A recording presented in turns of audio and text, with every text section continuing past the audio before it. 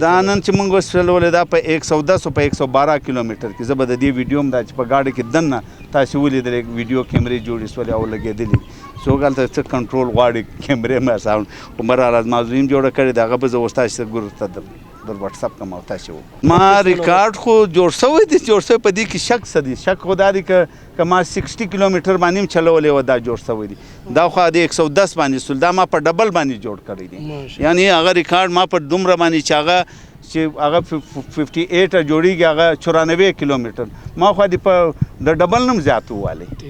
سوري 108 او جهاں دا دغه 116 ته 116 ما کراس کړی دی زه هغه تا ته درکارو کوم تاسو ته لبېدل دا چې دی دا ریکارډ یو امریکن جوړ کړی دی په 58.48 کیلومتر سپیډ باندې او دا به انشاءالله موږ په سندور په 7 تاریخ او په 9 تاریخ باندې به دا ریکارډونه 2 ریکارډ جوړو او پای کې به یو برنینګ کار جمپې مې چې ګاډي ته به چې په پلیټفارم باندې راسي دا به اور ورته ولګي بالکل دا به د اور شولای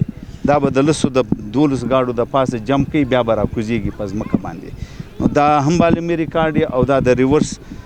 سپیډ به معلومي ریکارډ او د دې نه پس موږ دا صرف دا غواړو چې مطلب عوام ته حکومت ته دا پته ولګېږي چې په موږ په ملک کې داسې ټیلنټ شته د دې سرپرستی کول پکار دي موږ نن جو نوجوانان چې څنګه په روډو باندې ون ویلینګ کې غیر قانوني کام کوي دا د دې اجازت نشته د هغو دپاره داسې کول پکار دي چې حکومت د دې دپاره سرپرستی وکړي چې موږ د هغه ماشومان د هغه ځوانان تیار کړو او دا په بین الاقوامي سطح باندې د ملک نام روشن